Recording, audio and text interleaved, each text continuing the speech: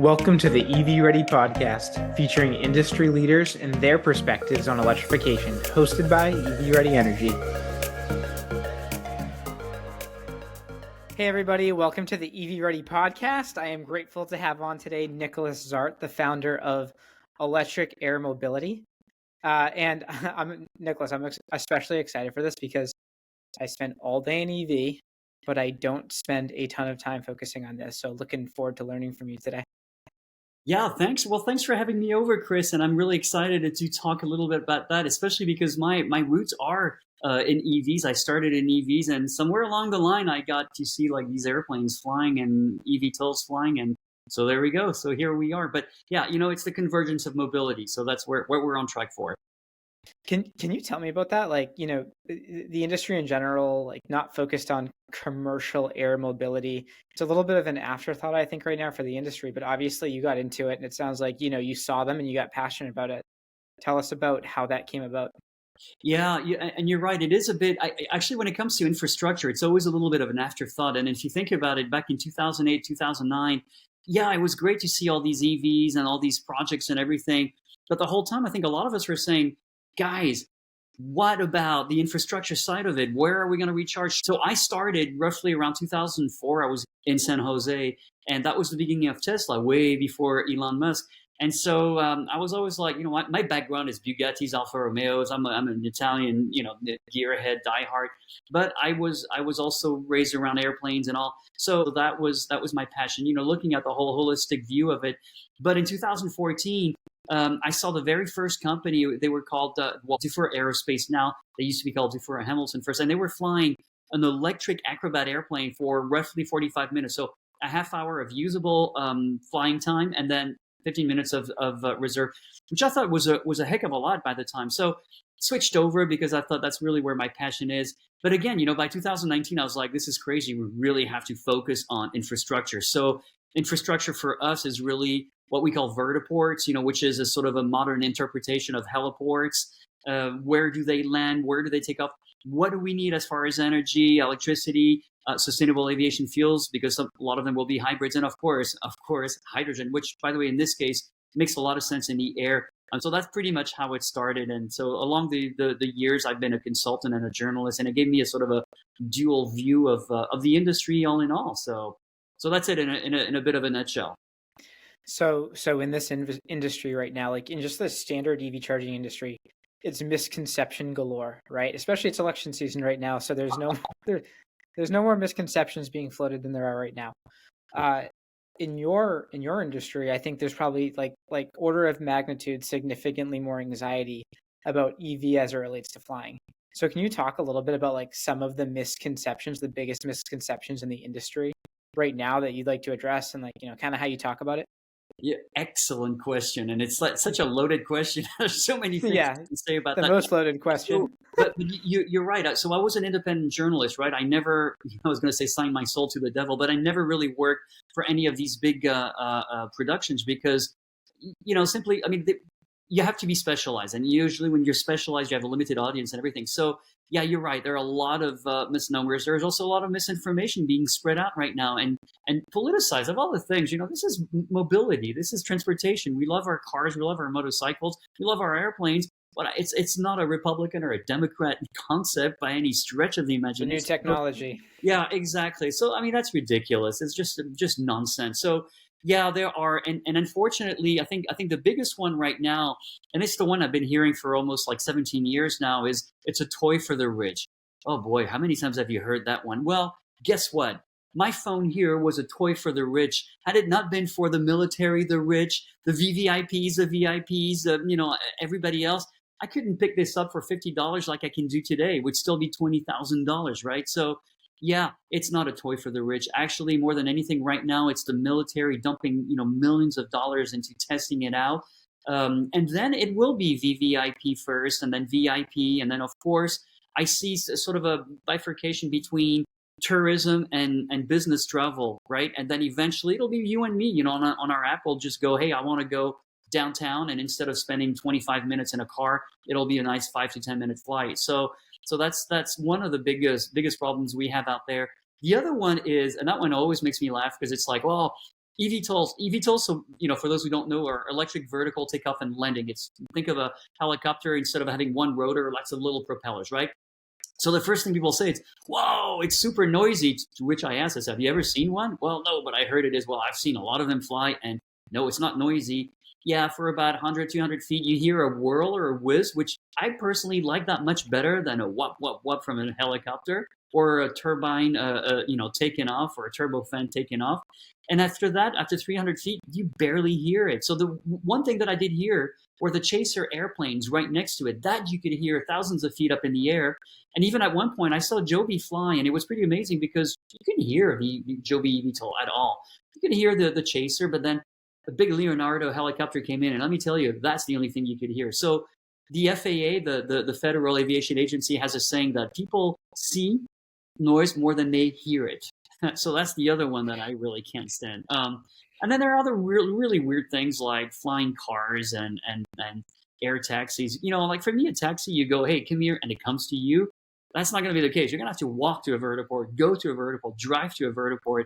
And flying cars, they will happen, but there are only like 3 flying car companies right now, and that's going to be in 5-10 years from now. So yeah, good old mainstream entertainment media news, whatever they call themselves. Ugh, what a disservice. And talk about like what so you just talk about the 3 big misconceptions that you've been dealing with, and I think you're still going to deal with those for the next 10 years. Like I think those are going to continue. But what are the 3 actual biggest challenges tied to pulling this technology off? Yeah, so the real challenges right now are good challenges to have, and that's certification. We really want everything to be certifiable and super safe. You often hear flying is the safest mode of transportation. Well, you have to be very specific. Airline flying is the safest mode of mobility right now, and that's because there's so many levels and layers, from the aircraft itself to air traffic management itself to the airport section. I mean, it's just incredible. So certification is the biggest thing that we're all looking for, and it's a good problem to have, right? So my tagline is, technology is not the problem, certification is the problem, or there are more solutions than obstacles in general. I think that's the biggest thing. The other two is, again, it's also how fast can we make chargers come down in price and in operation. So unlike the EV world, we go in megawatts and mega amps in charging, right? We need at least, oh God, 1,000 volts at least, 1,000 amps at least. An aircraft goes, 4,000 to 5,000 amps. I mean, we're talking some super megawatts chargers out here. So our hydrogen stations are, 2 to 5 megawatts. So we need a lot more certification when it comes to that. And by the way, also a misnomer is that vertiports are not going to be certified. Like airports are not certified, right? Only the airplanes are certified, and then they choose at this airport we can fly. So yeah, it's a kind of a weird dance that we're having, and it's just like what the industry does, what Boeing and Airbus does, and then the infrastructure sort of settle around it. You go, okay, what do you need? So kind of piggyback off of one of the things you just said. So give us like a 5 to 10 years, because I think for the average person, I mean for me for sure, when I'm thinking about like electric air mobility, which by the way, great company name, because that's what I would call it anyways. When I'm thinking about this, it's really hard for me to conceptualize. It feels to me right now like an electric car. Before I drove that first Tesla in 2013, like Yep. I can't really conceptualize like it or the experience or anything like that. So talk us through the next, let's call it 5 to 10 years, and like what the path towards the general population being able to see this, feel this, experience this change, like the conceptual, idea of like what this means. Like what does it look like? The next 5-10 years are going to be pretty simple, I think. But right now, there's a lot of enthusiasm in the industry, and it probably will remind you a lot of what we went through in 2008, 2010, all the way up to 2013, actually, where everybody was proclaiming a lot of things about their EVs were going to be able to do this, and that. And so we hear a lot of, the big guys right now are Joby, Archer, Beta, at least in the US. Those are the big guys we follow and we work with, actually. And they hope to be certified by next year. So that's the important thing. And what that means is that they will be able to actually have people like you and me in the aircraft fly from one vertiport to another. So the next up until I would say 2026 to 2027, we're going to see a lot of demos or con-ops. And these are going to be about really testing the battery, the power density of the batteries. Can they really stand, to fly 20 minutes and then land somewhere? And if they can't recharge, can they go somewhere else? Can they divert to another place? So that's really what we're going to see for the next 2 to 3 years. After that, like I said, I think it's going to be more and more VVIP, VIP kind of traffic. So right now, I'm working with I can't talk about it just yet, but I'm working with an interesting airport to bring important people to get to a golf course. I know of all the places, right? And so that is, they land with their, $100 million airplanes, and then they hop on an eVTOL and get to the golf course. And I know, yeah, that's a toy for the rich there, but it also means that, we're starting there already. And the more we mass manufacture them, the more affordable it becomes. But I think that tourism is going to follow. So places like, actually, South Korea is pretty active with that. They've designated islands where, eVTOLs will be flying. But think also of cruise ships coming in, and then people just hop on an eVTOL and just go sightseeing. Think of Rio de Janeiro or Villefranche-sur-Mer in Nice and all these places. So there's really that. And I think somewhere down the road, I think before 2030, we will have, you and I will be able to go on an Uber-like, Lyft-like kind of app and go, hey, I want to fly somewhere. There's also another big race, which is very similar to what's happening with EVs right now. But there are a few companies all companies are really going towards autonomy, right? Being autonomous, no pilots. So there's also this other race of right now, 98% of all the aircraft are going to be piloted, and they go anywhere from one pilot and one passenger to 1 to 2 passengers, all the way up to about 4 passengers. And eventually we'll get to the 7, 9 seaters. For the first few years, we'll have a pilot. So we're going to see that after a while, these pilots are going to stay on the ground in a sort of a remote ground control place, and then they will pilot the aircraft. And then eventually at one point or another, we'll be using AI for lots of different reasons, but it will help us to help these aircraft fly autonomously, but still with humans checking in and everything. So in aviation, we have different certifications, right? We have certification, like you and I can go and buy an experimental aircraft right now. We can fly it in the day, we can't fly it at night. So that's, we can have certain eVTOLs, like single seaters, that will fly like that.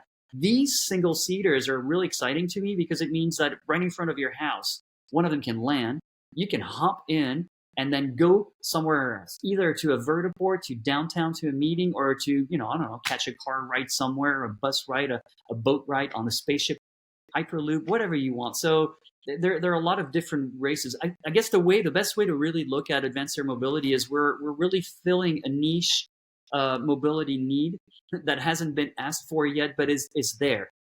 We're not replacing helicopters or airplanes, not yet. Maybe in 10, 15 years, that's another story. But we're going where these guys can't go. So, from airport to cities in a quieter, more efficient, and safer way, obviously. So yeah, it's a pretty crazy dream that we're building, but it's happening. And they've been flying around for a long time. In 2019, I was in Guangzhou in China, and Nihan was flying across the Yellow River. So technology is not the problem. It's just, again, certification is. So I know I've answered in a very wide way there, but I hope I've sort of answered your question. Oh, no, it's all good. It's all good. And like my next question, like tied to that, would be like geographically from a policy perspective, who's first? Yeah, so obviously most of the money spent is right here in the US, so we're definitely leading the way. But the two entities that we're watching is obviously the Federal Aviation Agency, which, by the way, reports to the DOT, the Department of Transportation. So, and just to make things a little bit more complicated, to show you how complicated things are, if it's public flying, it's the FAA. If it's private flying, it's the DOT. But the FAA reports to the DOT. So you can see how pretty interesting it is. Wow. Building a vertiport is a nightmare. I love it.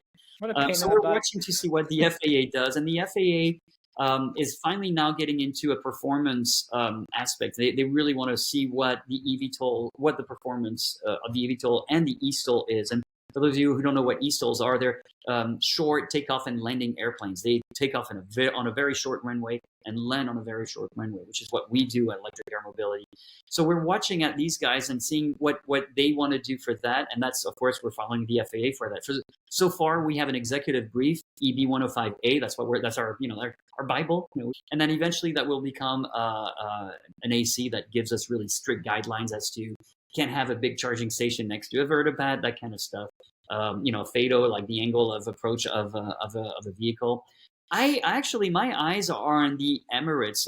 So I travel a lot there. I have a project out there because the General Aviation Authority there is watching what the FAA is doing and EASA is doing, and they sort of see what these guys are doing, and they're seeing the bigger picture for these guys, filling in the points that are missing.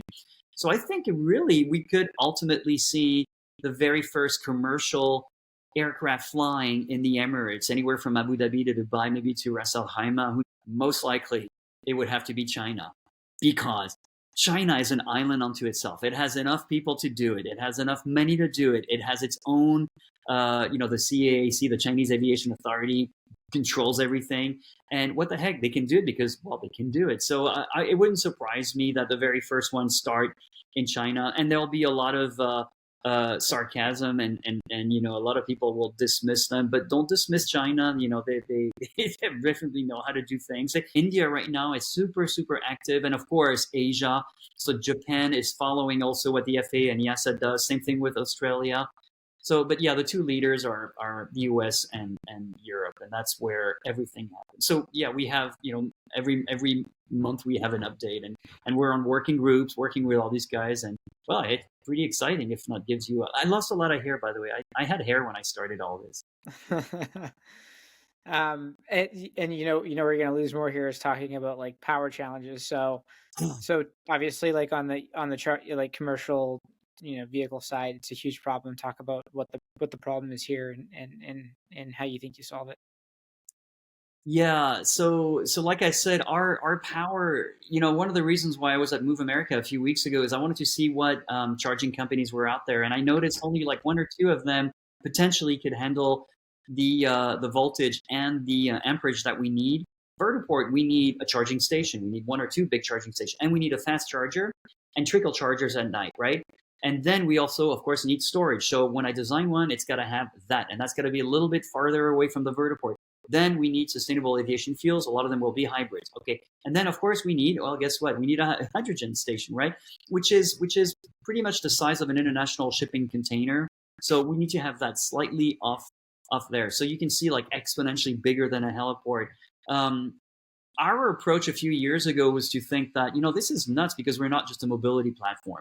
We're an energy platform. And that's the way we have to look at this. Because back in 2008, when I was talking to Southern Edison and all these guys out there, they were like, yeah, whatever, EVs. I'm like, are you kidding? This is like going to be a gold mine for you guys. But they were so not interested. Now it's a little bit of a different story. They've seen what happened with EVs, and now they're sort of starting to look at us in a different way. So our vertiports are really smart grid enabled. They're going to be like load balancing systems. But in order to get all that energy, one of my first thing is, where is the closest substation? I want to be as close as possible to that substation. And I got to tell you right now, the one thing that I'm looking into more than anything, and I am so thankful that the nuclear world is getting into its fourth generation of nuclear reactor designs, which, by the way, they're finally coming back to the original idea that small reactors are intelligent. We know how to handle this. Or submarines everywhere that have that. They don't go poof. France has had 80% of its electricity with just small nuclear reactors. Big nuclear reactors, big problems. 3 Mile Islands, Chernobyl, Fukushima, different generations, but the same big problem. So we're going back to small nuclear reactors. Actually, we're going back to what we call small modular reactors using molten salts. Those are the ones we're looking at, because an SMR, a small modular reactor, would power a network of vertiports. And even further down the line, in a more granular way, micro reactors would be enough for a very big, what we call a vertihub, which would be like a big primary airport. So that would be enough to give us enough electricity for the next day to make hydrogen for the aircraft that use directly hydrogen or through fuel cells, and to still have that load balance so that when the grid is taxed, because hey, guess what? Utilities didn't upgrade their anything whatsoever for 40, 50 years now. And we're seeing the results of that through AI, through data centers. So we're sort of positioning ourselves as, hey, we're your friends, we're your buddies. And so we're going to try to work with them as much as we can by making sure that our vertiports are smart grid capable. So yeah, I feel like, I left the AV industry with a 2D problem and came up to now a 4D problem with all of these extra energy problems. On top of, we have the same problem that we've had with the EV industry with CHAdeMO and CCS and everything. So now we have CCS2, but now we have MCS that's coming up, and all of them are absolutely wonderful. But please, please, let's work together, because SAE is fighting for another protocol, and it's like, you guys, you're just slowing down the industry. But ultimately, I'm going to cut the cord. I'll put whatever different port on it, and boom, that's it, done deal. I don't care. Exactly. And what?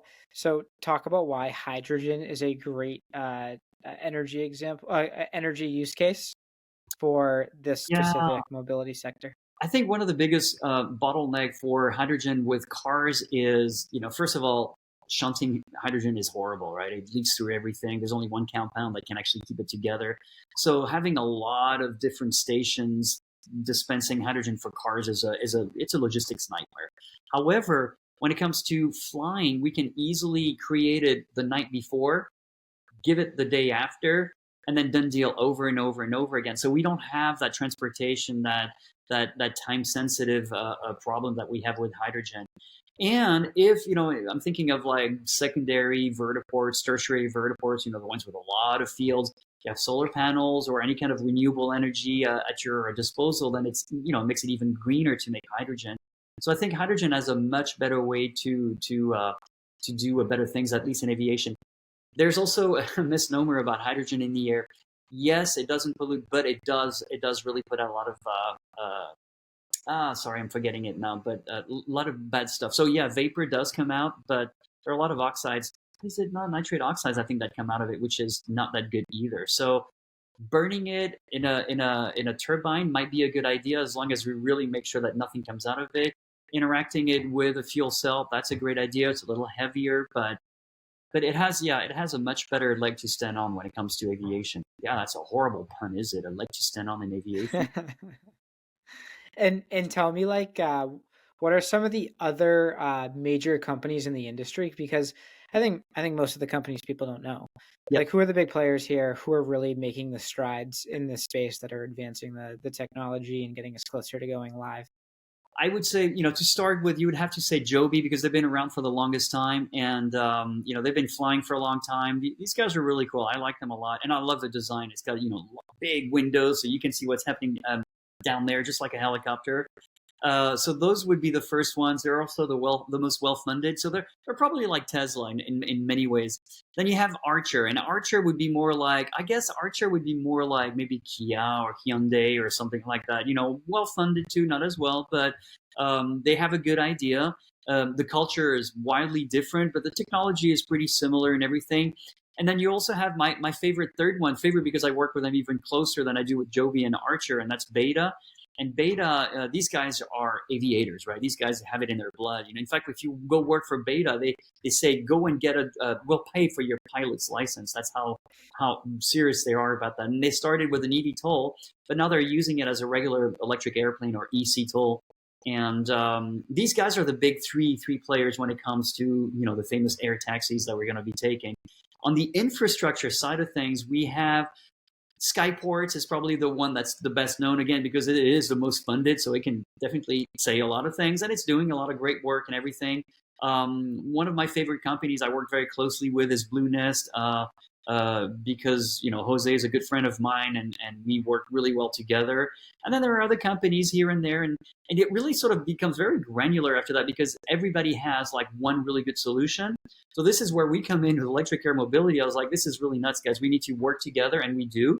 So I've sort of picked at least 2 to 3 to 5 products and services within everything that's needed within a vertiport.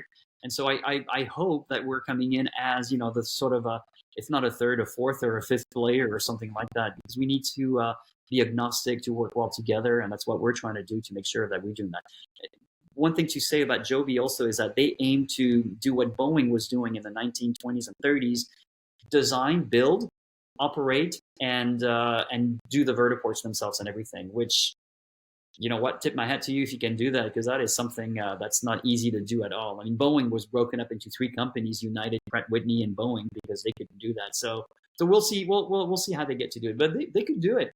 So we just need to make sure that our vertiports and their needs coincide. So yeah, there are a lot of great companies, and you know what? There's always that company right now that's under radar doing fantastic work, and they're going to Exactly. surprise the heck out of us if Yeah, yeah. investors come back and become wise. Because in aviation, in aerospace, the golden rule is a decade, $10 billion, and 1,000 engineers, and that's for traditional aviation. And for us, we can kind of shrink the size of time and everything, but it's at least a decade before anything happens. So investors, beware. It's a decade before you see profits. Last question for you. It obviously what you're doing is really interesting, and I think like incredibly unique. Just let everybody know, like, if they're interested in learning more about what you're doing, how to get in touch with you, a little bit about your company, and we'll end it with that. Sure, absolutely. So the name of the company is Electric Air Mobility, and yeah, I couldn't believe nobody had ever taken that URL a few years ago, so I got it.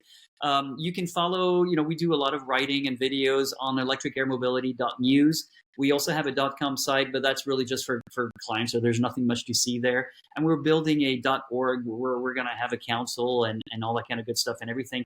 I would say really the most important thing, and I'm on LinkedIn, obviously very, very active on LinkedIn. The one thing that I would tell people if they're interested in finding out what's happening in AAM or advanced air mobility, I would say shun all the big news outlets. It's not that they don't do a good job. It's just that it's not their topic, right? They're good at politics. Well, apparently they're very good at that.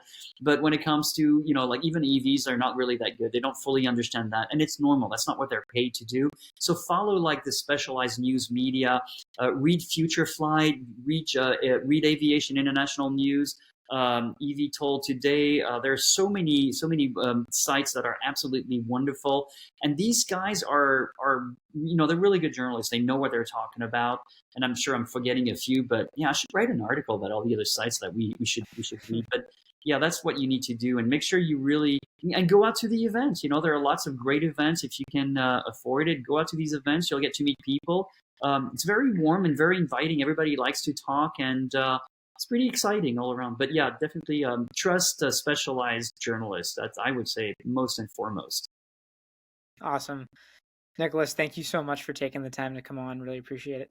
You bet. Well, thanks, Chris. I mean, that's really, it's wonderful to be able to talk about that. And, it's like we're cousins, right? I mean, you guys are on the road with wheels, but we're up in the air, but we still need wheels because our vertiports are designed to work with the road and boats and everything. And we'll be charging cars too. So EVs too. So you and I are going to be working in the long run for sure. As you know, our company focuses a lot on the power piece of it, which obviously is like probably the biggest problem that you have. So hopefully our lives, get a little bit closer to yours as time passes here. Oh, you bet. I'm dragging you in. I mean, you don't have a choice, right? No, but we'll be talking for sure. Absolutely. No, thanks for having me today. I really appreciated that. Awesome. Yes, we'll talk soon again, I hope.